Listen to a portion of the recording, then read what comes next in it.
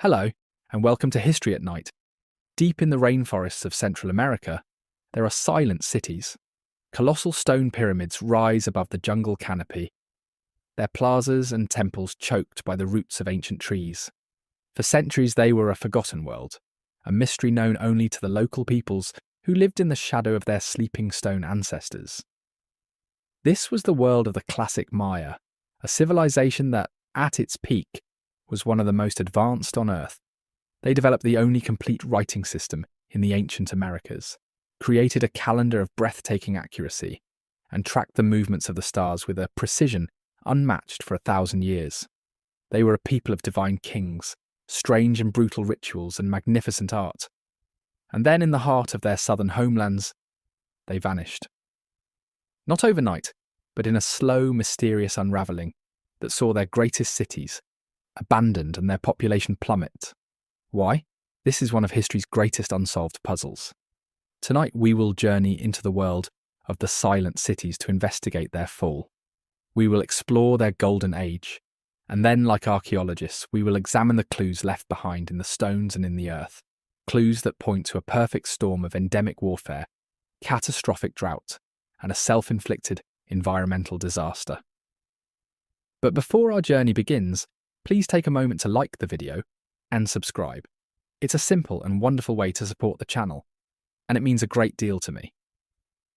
I'm also always curious to know where in the world and at what time you're joining me tonight, so I'd really love to hear from you in the comments. And now, settle in. Let the noise of the modern world fade away.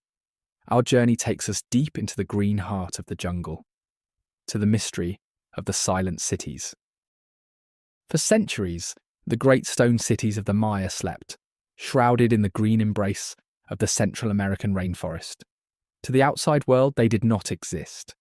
Vague rumours and scattered reports from Spanish missionaries or local woodsmen told of strange stone idols and vast collapsed palaces hidden deep in the jungle. But these were largely dismissed as fantasy. The prevailing wisdom of the 19th century held that no great indigenous civilization could have possibly risen in the Americas. The ruins, if they were real at all, must have been the work of Egyptians, a lost tribe of Israel, or some other foreign race. The men who would shatter this prejudice were a remarkable pair. One was John Lloyd Stevens, an American lawyer, diplomat, and celebrated travel writer with an insatiable curiosity for the forgotten corners of the world. The other was Frederick Catherwood, a British architect and artist of immense talent, gifted with a meticulous eye for detail and a steady hand. In 1839, drawn by the whispers of these lost cities, they set out on an expedition into the largely unmapped and politically volatile jungles of what is now Honduras and Guatemala. Their journey was grueling. They travelled by mule through a dense, suffocatingly humid rainforest, plagued by insects, mud, and torrential rain. They found themselves in the middle of a chaotic civil war, having to negotiate safe passage with suspicious, heavily armed local generals. But they pressed on, following a local guide, until one day they arrived at a site near the Copan River in Honduras. Hacking their way through the thick undergrowth with machetes, they stumbled into a clearing. What they saw changed the course of history. Rising from the jungle floor were magnificent stone monuments, or stelae, intricately carved from top to bottom, with the portraits of strange regal kings and complex geometric symbols, unlike anything they had ever seen. Catherwood, the architect, was stunned by the quality of the art, recognising it as the work of a culture as sophisticated as that of ancient Egypt or Greece. But it was Stevens who grasped the true significance. These were not the works of a foreign people. This was the unique, powerful, and utterly forgotten legacy of an indigenous American civilization. So convinced was he of its importance, he formally purchased the entire lost city from its bewildered owner for the sum of $50. While Stevens began to document their journey in his journal, Catherwood set to his painstaking work.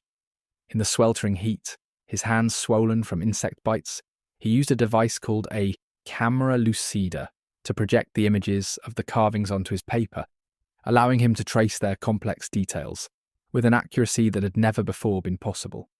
His stunning, evocative drawings were not romantic fantasies. They were precise, architectural, and artistic records, the first true visual account of the Maya world ever seen by the public. Their journey continued, revealing one marvel after another. They explored the elegant, multi-storied palace of Palenque in Mexico, its delicate stucco reliefs emerging from the jungle mist. They reached the colossal ruins of Tikal in Guatemala, where the tallest stone pyramids in the Americas rose like man-made mountains, their peaks breaking through the vast green canopy of the rainforest. When Stevens published his book, Incidents of Travel in Central America, Chiapas and Yucatan, filled with Catherwood's breathtaking illustrations, it became an international sensation. It proved, beyond any doubt, that a great and sophisticated civilization had risen and fallen in the Americas long before the arrival of Columbus. The silent cities had been found. The world now knew that they existed. But a profound mystery had been uncovered. Who were the people who built these magnificent cities, and why had they abandoned them to the jungle? The discoveries of Stevens and Catherwood opened a window into a new and complex world. What emerged from the archaeological work that followed was a picture of a civilization that, for over 6 centuries, from roughly 250 to 900 AD, dominated the intellectual and artistic landscape of ancient America. This was the classic Maya. It is crucial to understand that the Maya were not a single, unified empire ruled from one great capital. Their world was a dynamic and often volatile network of dozens of independent city-states, each controlling its own territory and vying for influence. Great cities like Tikal and Palenque, Copan and the mighty serpent kingdom of Calakmul were rivals. Their history, which we can now read from their stone monuments, is one of constantly shifting alliances, strategic royal marriages, and intense, ritualized warfare. The foundation of this entire civilization, the substance that built the Great Pyramids and fueled its complex society, was a single plant, maize or corn. The Maya were the people of the corn. It was not just their primary food source, it was the very centre of their religion and their identity. Their entire existence was a partnership with this vital crop, a difficult challenge in the thin soil and unpredictable rainfall of a tropical rainforest environment. They developed ingenious agricultural techniques to survive, from slash-and-burn farming in small jungle plots to building elaborate terraces on hillsides and creating raised, irrigated fields in the swamps. The cycle of planting, growth and harvest was not just a task. It was the central sacred drama of their lives. At the heart of this sacred drama stood the king, the Kuhul Ajau, or Holy Lord. The Maya king was not simply a political ruler or a general. He was a divine shaman, the chief intermediary between the mortal world of his subjects and the supernatural realm of the gods and royal ancestors. His primary duty was not to govern, but to perform the sacred rituals that maintained the order of the cosmos, ensured the sun would rise each day, and, most critically, brought the seasonal rains that allowed the maize to grow. To fulfill this sacred duty, the king's most potent offering was his own blood. In deeply important ceremonies, the Ajor would perform a ritual of bloodletting. Using a terrifyingly sharp obsidian lancet, a stingray spine, or a sharpened piece of bone, he would pierce his own tongue, earlobes or other parts of his body, allowing his blood to fall onto strips of paper held in a bowl. This paper was then burned, and in the swirling smoke, it was believed that a portal would open, a vision serpent through which the king could communicate with the gods and ancestors to petition them for the survival of his people. This was the great cosmic bargain at the heart of Maya civilization. The people fed the king with tribute from their cornfields. The king, in turn, fed the gods with his own sacred blood. As long as this bargain held, the universe was in balance, the cities flourished, and the maize would grow. It was a powerful and deeply ingrained system of belief, but it rested on a fragile and dangerous promise that the king's piety could control the sky itself. For decades after their rediscovery, the silent cities of the Maya kept their deepest secrets. The intricate carvings that covered their monuments and temples were a profound puzzle. Scholars saw them not as a language, but as a mysterious collection of symbolic pictures and decorations. The true story of the Maya, it was believed, was lost forever. But they were wrong. Hidden within those beautiful, complex carvings was the only true writing system ever developed in the ancient Americas. a voice that, once understood, would allow the silent cities to finally tell their own history. Unlike a simple alphabet, the Maya script was a sophisticated and beautiful logosyllabic system. This means that some of its glyphs or symbols represent whole words, while others represent phonetic syllables. A scribe could write the same word in multiple ways, either with a single intricate picture glyph or by spelling it out syllable by syllable. These glyphs were artfully arranged into square blocks, and their texts were written in paired columns, read from left to right and top to bottom in a zigzag pattern. For centuries, this complexity made the script seem impenetrable, a work of art rather than a language. The key to their writing, and indeed their entire worldview, was their advanced system of mathematics. The Maya developed a vigesimal, or base 20, number system of elegant simplicity. A single dot represented the number 1, a horizontal bar represented 5, and a stylized shell symbol represented a concept that was, for its time, a stroke of pure genius: 0. The independent invention of 0 was a monumental intellectual leap that many other great civilizations, including the Romans, never made. For the Maya, it was an essential tool, allowing them to make calculations that reached into the millions and to track the vast cycles of time with perfect precision. Time for the Maya was a sacred obsession. They did not have one calendar, but a series of complex interlocking systems that governed every aspect of their lives. The first was the Tzolk'in, a 260-day sacred calendar used for divination and religious ceremony. Running parallel to this was the Harb, a 365-day solar calendar that governed the agricultural seasons. These two calendars worked together like intricate gears, creating a larger 52-year cycle. To track their history across even vaster spans of time, they created the long count, a linear and stunningly accurate count of the number of days that had passed since a mythical creation date in the year 3114 BC. It is this long count carved onto their stone monuments that allows archaeologists today to date the reigns of their kings and the history of their cities with an accuracy unparalleled in the ancient world. This mastery of mathematics and timekeeping was driven by a profound and patient observation of the cosmos.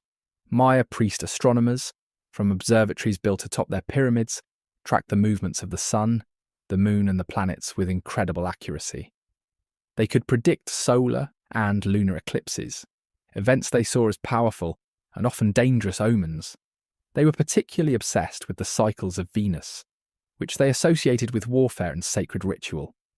The glyphs, the mathematics, the calendars, and the astronomy were all part of a single, unified quest to understand the divine order of the universe. The Maya saw the cosmos not as a place of chaos, but as a vast, intricate, and predictable machine, governed by the repeating cycles of time. Their great intellectual mission was to decipher the workings of this machine and to align their society with its sacred rhythms through precise rituals and meticulous record-keeping.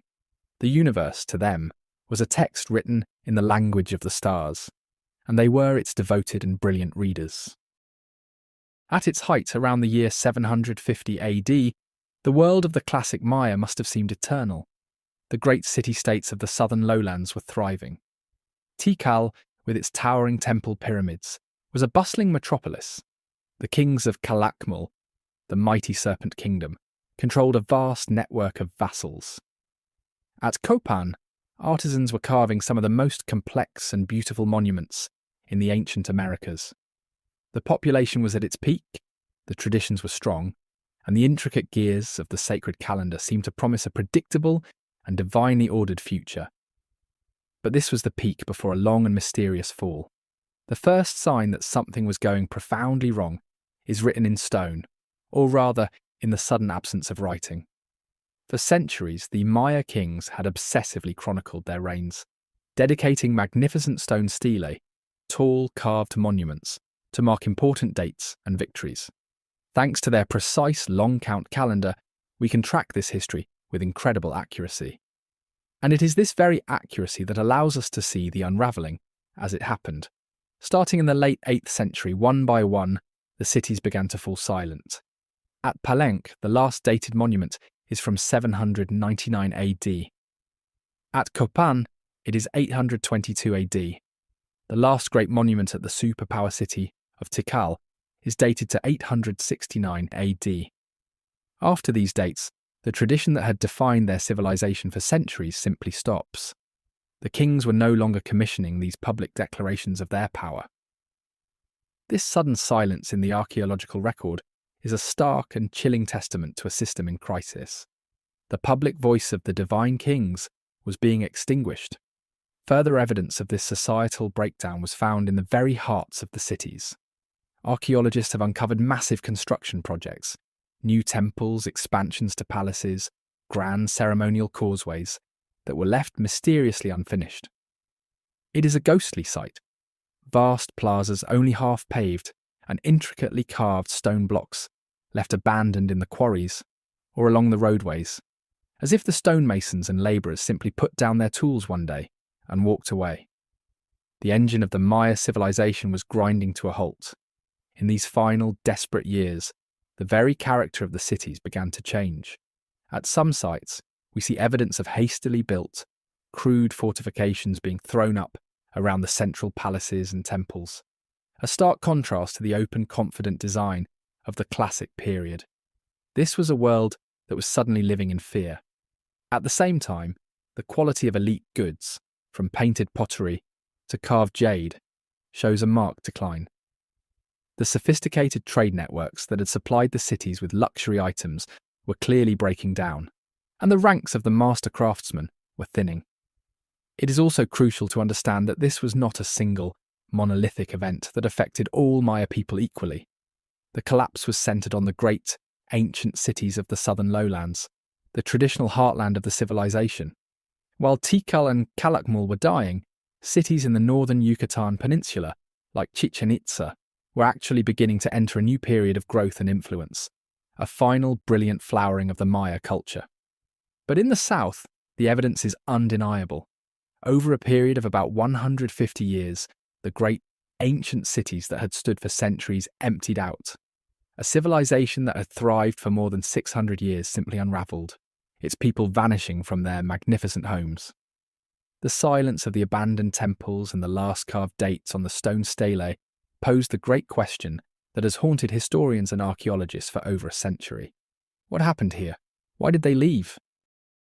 As archaeologists began to decipher the Maya script and piece together the history of the great southern cities, a dramatic and violent picture emerged. For centuries, warfare had been an integral part of their civilization, but it was a conflict with a unique character. For the most part, classic Maya warfare was a highly ritualized and limited affair. The goal was not typically to conquer vast territories or annihilate enemy populations, but to capture rival kings and high-ranking nobles. These elite captives would then be taken back to the victor's city, where they would be publicly humiliated, tortured, and ultimately sacrificed in grand religious ceremonies to appease the gods and demonstrate the power of the victorious king, or a jaw. But in the final century of the classic period, during the time of the unravelling, the evidence shows that the nature of this warfare began to change. The art carved onto stone monuments and painted on palace walls becomes grimmer and more chaotic. The earlier formal depictions of a single king capturing a rival lord are replaced by more desperate scenes. Massed armies clashing in the jungle, warriors in fearsome jaguar pelts and feathered headdresses battling over wooden palisades, and dozens of bound, miserable captives being presented for judgment. The magnificent and famously graphic murals at the site of Bonampak, for instance, depict a brutal battle, followed by a horrifying scene of captured nobles having their fingernails ripped out before their final sacrifice. This artistic shift is confirmed by what has been found in the ground. At once open and confident cities like Tikal, archaeologists have discovered the remains of hastily constructed defensive walls and moats thrown up around the central temples and palaces. These were not the grand, planned fortifications of a military culture. They were desperate, last-ditch efforts of a society that was suddenly living in fear. At some sites, excavators have found mass graves filled with skeletons showing clear signs of violent death, evidence of large-scale conflict that went far beyond the capture of a few elites. The most detailed picture of this escalating violence comes from the Pitex-Batún region of Guatemala. Here, a dynasty of kings at the city of Dos Pilas embarked on a campaign of aggressive, expansionist warfare against their neighbours. For a time they were successful, creating a small empire. But their aggression ultimately backfired, triggering a death spiral of constant retaliatory conflict that consumed the entire region. The final capital, Aguateca, was abandoned so rapidly in the face of an attack that meals were left half-eaten in the kitchens, and valuable objects were left on the floors of the houses.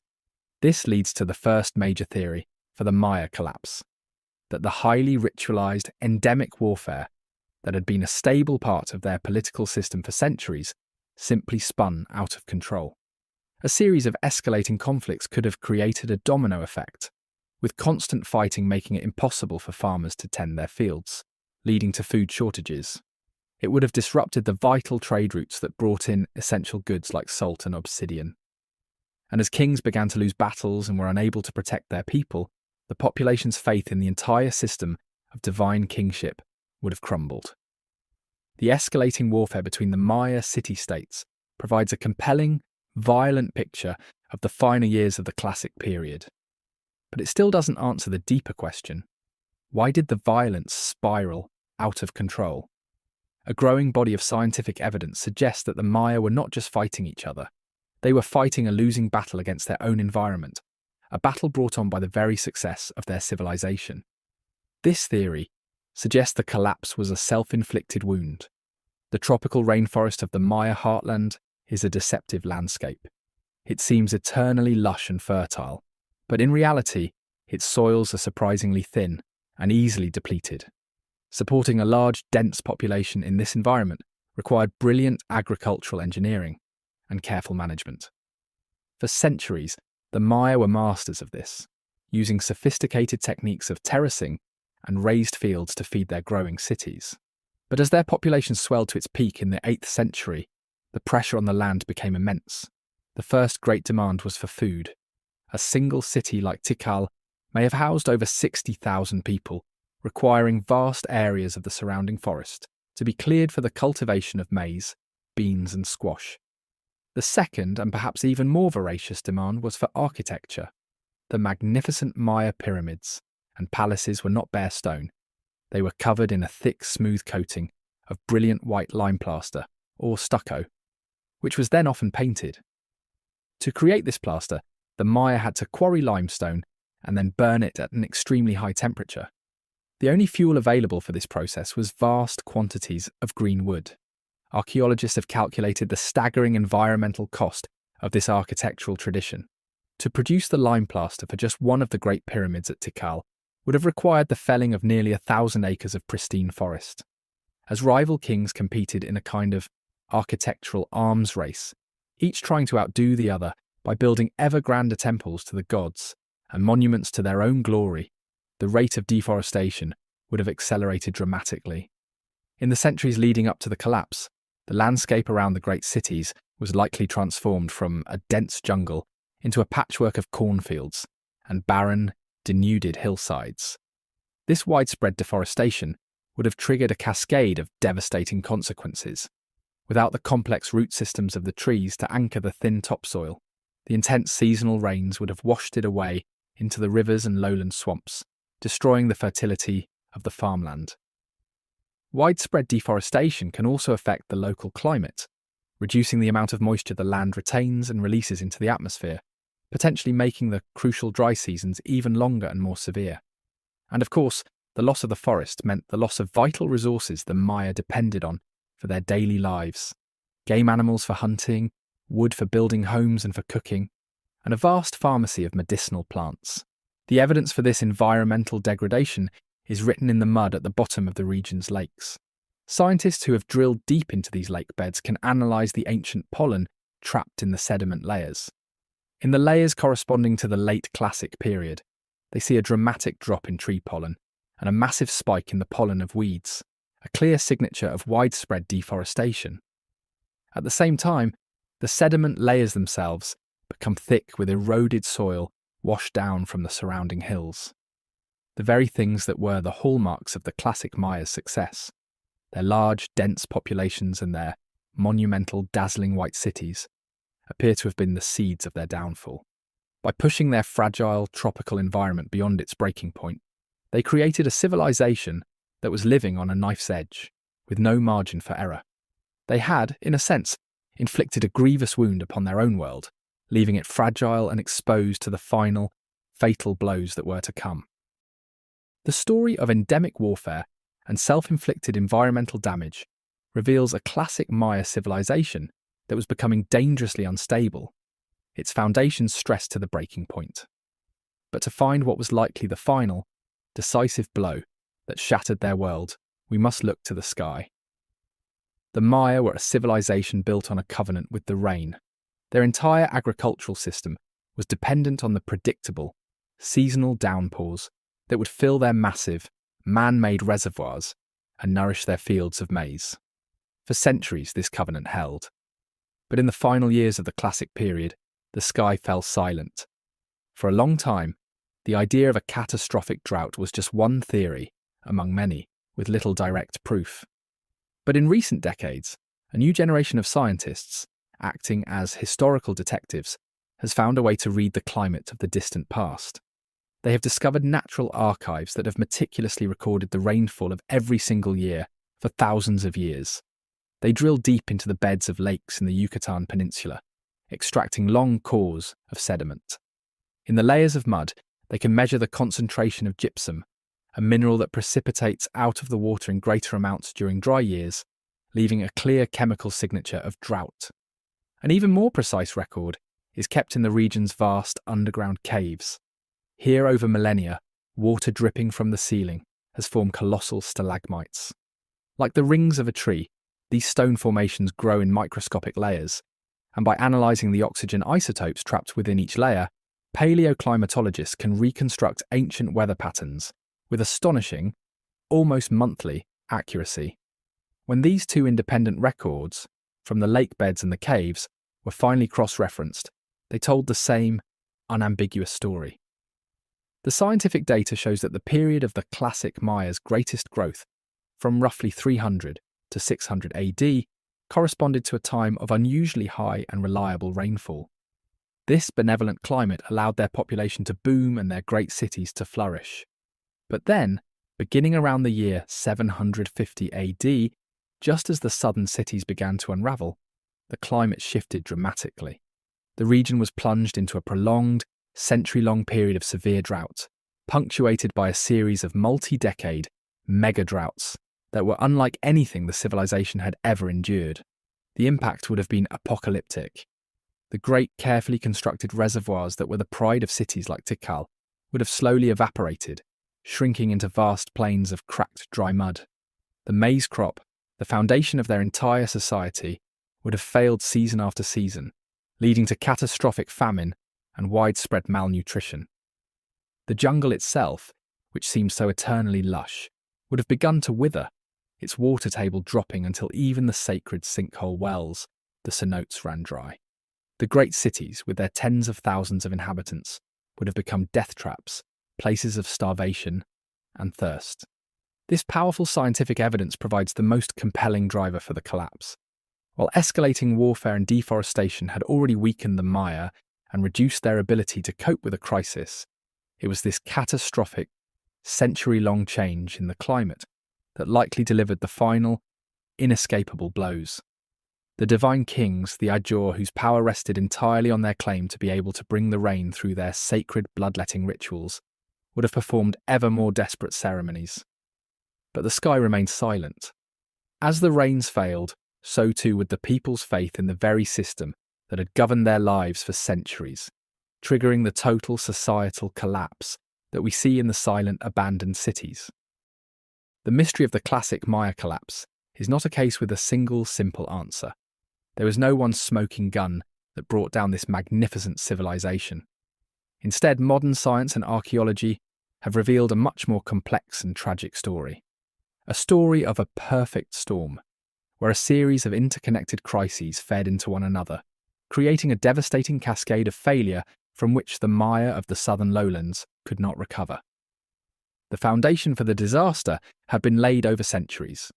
As we have seen, the very success of the classic Maya, their booming populations and their competitive temple building, led to widespread deforestation and the erosion of their fragile soils.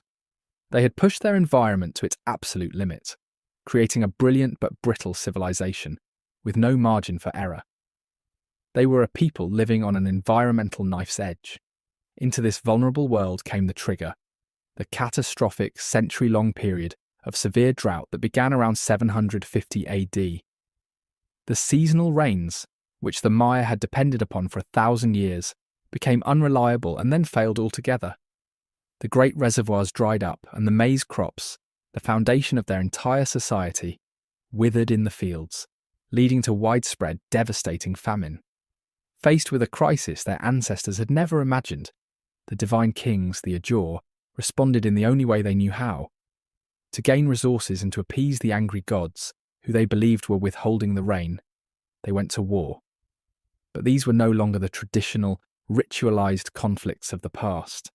This was desperate, total warfare, a brutal struggle between starving cities for control of the last remaining fertile lands and reliable water sources. This response, however, only accelerated the catastrophe in a deadly feedback loop. Constant, brutal warfare pulled farmers away from their fields, making the famine even worse. It shattered the trade routes that brought in essential goods. And it turned the countryside into a place of terror, forcing populations to flee their homes and fields, to huddle behind hastily built fortifications. The more desperate the situation became, the more they fought, and the more they fought, the more desperate the situation became.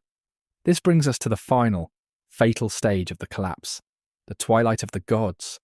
The entire political and religious authority of the Maya king rested on a single, sacred promise, that through his rituals and his bloodletting, he could maintain the cosmic order and guarantee the rains and the harvest. As the drought dragged on, year after agonizing year, and as the endless wars brought only more death and misery, this sacred promise was broken. The king's rituals had failed. The gods were not listening.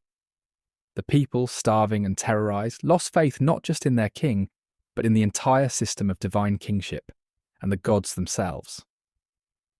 The social contract that had held their world together for centuries simply dissolved. Faced with famine, endless war, and a failed political and religious system, the common people made the only logical choice left to them. They voted with their feet. They abandoned the great stone cities and the holy lords who had failed them, melting back into the jungle to survive in smaller, scattered, and more sustainable communities. So the end of the classic Maya world in the southern lowlands was not a single fiery apocalypse. It was a slow, quiet, and profoundly sad fading. The great cities were not, for the most part, conquered and burned by a foreign enemy. They simply emptied out. Over a period of about a century and a half, the people who had sustained these magnificent urban centres for generations made a collective, desperate choice. They left. This was the Great Exodus. We can imagine the impossible decision faced by a single family. For generations, their ancestors had lived in the shadow of the Great Pyramids of Tikal, farming their small plot of land and paying their tribute of maize to the divine king. But now, the rains had failed again. The city's reservoirs were dry and the maize stalks were withered and barren. The king's rituals and blood sacrifices had produced nothing but more promises. The endless wars with rival cities had brought only misery and fear. And so they make a choice. One night they gather their few remaining possessions, turn their backs on the stone temples that have defined their entire world, and melt away into the jungle, seeking a new life and a place where the corn might still grow. This individual story, repeated hundreds of thousands of times over, is what the archaeological record shows. The evidence suggests that the great ceremonial centres and the palaces of the kings were the first to be abandoned. For a time in some cities it appears that commoners moved into the empty plazas and grand residences, building crude cooking fires on the fine plaster floors, squatters in the crumbling houses of their gods and kings. But eventually they too moved on, driven by the same relentless pressures of drought and famine. And as the last humans departed, The jungle, which had been held at bay for centuries, began its slow and patient work of reclamation. First, the wind would have carried seeds into the cracks of the great empty plazas. Small plants would take root, their tendrils breaking apart the plaster surfaces. Then, the powerful roots of the great Kiba and Ramon trees would have begun their relentless work, undermining the foundations of the temples, splitting the stone staircases, and toppling the carved monuments of the kings. Over the centuries, a thick green blanket of vegetation grew over everything. The towering pyramids, once visible for miles, became indistinguishable from the natural hills, their sharp stone lines softened and shrouded by earth and trees. The vast open plazas where thousands had once gathered for ceremonies became quiet, shaded clearings on the jungle floor. The roar of the crowd in the ball courts was replaced by the guttural, echoing call of the howler monkey. The sounds of human life, of chanting priests and chattering markets, gave way to the buzz of insects and the rustle of leaves. The cities had fallen silent. For nearly 1,000 years, the great centres of the classic Maya civilization would remain in this state, hidden from the outside world. Their history, their science, and their art lay dormant under the jungle canopy. The memory of what they were survived only in the oral traditions of the scattered descendant communities who had forged a new, simpler way of life in the forest. To the rest of the world, it was as if they had never existed at all, waiting silently for the explorers who would, in a distant future, stumble upon these green mountains and rediscover the lost world that slept beneath. The story of the classic Maya collapse in the south, with its silent cities and abandoned plazas, is a dramatic tale of decline. But it is not the end of the story of the Maya people. The collapse was not an extinction, it was a transformation.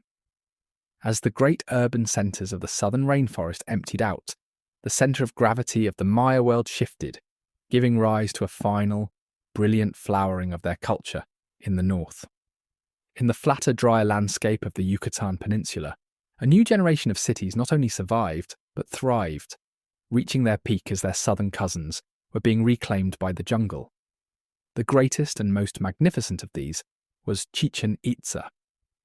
Its art and architecture were distinctly Maya, yet they were infused with a new cosmopolitan spirit, showing strong influences from the cultures of central Mexico.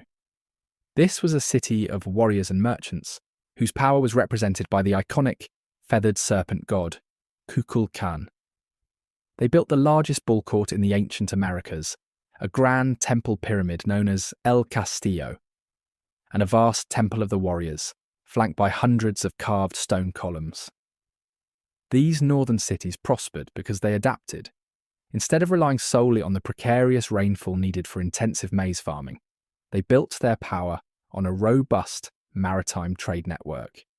Using massive seafaring dugout canoes, they controlled the flow of goods like salt, honey, cotton, and obsidian around the entire coast of the peninsula and into the wider Caribbean world. It was a more resilient and outward-looking economic system that allowed them to flourish for centuries after the southern collapse. But even after Chichen Itza and the other northern cities saw their own power wane, and even after the brutal Spanish conquest centuries later, the Maya people themselves endured. This is the most crucial part of their story. They survived by adapting, by retreating from the great cities into smaller, more sustainable farming communities, and by fiercely guarding the core of their culture, their languages, their traditions, and their deep connection to the land. Today, more than 7 million Maya people live in their ancestral homelands of Mexico, Guatemala, Belize, Honduras, and El Salvador. They are not the relics of a lost civilization. They are a living, breathing people, the direct descendants of the men and women who built the Great Pyramids. Many still speak one of the 30 surviving Mayan languages. In the highlands of Guatemala, women still weave textiles with intricate patterns that carry ancient symbolic meanings. In the villages of the Yucatan, some communities still practice religious rituals that blend the Catholic faith with a deep reverence for their ancient gods of the forest and the cornfield. Therefore, the classic Maya collapse was not the death of a people, but the end of a specific political and social system based on divine kings and massive resource-hungry cities. The silent cities are not the tombs of a vanished race. They are the abandoned capitals of a resilient people who survived by changing their way of life. The story of the Maya is not just an archaeological mystery of a world that was lost. It is a living history, a powerful testament to the ability of a culture to endure, to adapt, and to remember. For nearly a century after the discoveries of Stevens and Catherwood, the intricate glyphs that covered the Maya monuments remained a profound and frustrating mystery. The prevailing theory, championed by the brilliant and highly influential English archaeologist Sir J. Eric S. Thompson, was that the glyphs were not a true writing system at all. He argued that they were primarily ideographic, mystical symbols that recorded the passage of time and obscure religious concepts. The idea that they might spell out words, tell stories, or record the histories of kings and queens was dismissed as romantic fantasy. For decades, Thompson's view was dogma, and the Maya remained a people without a history, their magnificent ruins silent. The first crack in this wall of silence came not from the jungles of Central America, but from a small state-owned apartment in post-war Leningrad. A young Russian linguist named Yuri Knorosov, working in isolation with only a few books and reproductions of Maya texts, made a revolutionary claim. He argued that the glyphs were not just pictures. They were a mixed system that was largely phonetic, representing the sounds of a spoken Mayan language. His work, published in the 1950s, was brilliant, but it was largely ignored and even ridiculed by the Western academic establishment, who remained loyal to Thompson's theories. The door to the Maya past remained shut. The person who would finally unlock it was not a linguist, but a brilliant architect and draftswoman named Tatiana Proskuryakov. Having fled the Russian Revolution as a child, she worked for years, creating stunningly detailed and evocative reconstruction drawings of Maya cities. Her work required her to meticulously study the patterns on the stone monuments. While analysing a series of stelae from the site of Piedras Negras, she noticed a recurring pattern of dates. For a single monument, the dates spanned a period of roughly 60 to 80 years, the normal lifespan of a human being. In a flash of insight, she realised what she was looking at. These were not the mystical movements of the planets. They were human histories. The glyphs associated with the earliest dates, she reasoned, must mean birth. Those tied to a later date must mean accession to the throne. And the final date recorded the king's death. In a groundbreaking paper published in 1960, Proskuryakov proved, beyond any doubt, that the Maya stelae were historical biographies, recording the lives and deeds of a succession of named kings and queens. Proskuryakov's discovery was the key that blew the door off its hinges. Her work completely overturned the old dogma and validated the phonetic approach that Knorosov had pioneered. With this new understanding that the glyphs told actual histories, a new generation of scholars, working collaboratively in the following decades, began to make astonishing progress. The floodgates opened. The names of the great rulers of Palenque and Tikal emerged from the stone. The complex political histories of the city-states, their wars, their alliances, their royal marriages, all of it could now be read. The decipherment of the Maya script was one of the great intellectual achievements of the 20th century.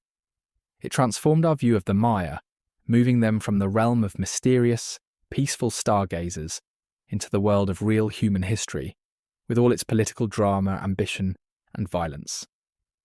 The silent cities were finally able to tell their own stories, in their own words. We began our journey with a profound mystery, the image of magnificent stone cities, once teeming with life, lying silent and abandoned in the heart of the jungle. We have followed the story of the classic Maya, from their brilliant golden age to the complex and agonizing story of their decline. We have investigated the clues left behind in the earth and carved into the stones, a world of escalating warfare, a fragile environment pushed to its limits, and a sky that finally refused to give rain. We now have a compelling picture of how this great civilization unraveled. But the story of the silent cities continues to captivate us, not just because of the mystery of their fall, but because of the powerful lessons their echoes teach us across the centuries. The first and most sobering echo is a cautionary tale. The story of the classic Maya collapse is a powerful reminder of the fragility of even the most advanced civilizations. For centuries, their success was built on a brilliant but precarious system. Their population grew and their kings reached for the heavens with ever grandeur pyramids, all supported by an agricultural system that was straining the limits of a difficult tropical environment. Their deep belief that their sacred rituals and divine kings could control the natural world was shattered by a force they could not command, a catastrophic, long-term shift in the climate. Their story serves as a timeless warning about the delicate balance between a civilization's ambition and the environment that sustains it. But the other echo is one of incredible human resilience. The collapse of the great southern cities was not the end of the Maya people. It was the end of a particular way of life. The exodus from the urban centres was a traumatic but ultimately successful survival strategy. By abandoning the unsustainable model of the divine kings and their resource-hungry cities, the Maya people were able to adapt and endure. They survived the fall of their own golden age. They survived the turmoil of the centuries that followed, and they survived the brutal conquest by the Spanish. Their culture did not break. It bent, adapted, and continued. And so, we are left with a story of two legacies. There is the legacy of the silent cities themselves, with their magnificent pyramids and their undeciphered secrets, a testament to the heights a civilization can reach and the speed with which it can fall. And there is the living legacy of the Maya people, who still walk the same lands as their ancestors, who still speak the languages of the ancient scribes, and who are a powerful reminder that a culture is always more than its grandest monuments. The silent cities of the jungle are more than just a historical mystery. They are a mirror. They force us to consider the sustainability of our own world, our relationship with our climate, and the complex, often unforeseen consequences of our own choices. The Maya believed that the universe moved in great, repeating cycles of creation and destruction. Their story is perhaps the most powerful example history has to offer, that no civilization, no matter how brilliant or powerful, is guaranteed to last forever. Thank you for joining me on this long journey into the past. I hope the story of this great civilization has brought the beauty and mystery of the ancient world to life. I wish you a calm and peaceful night.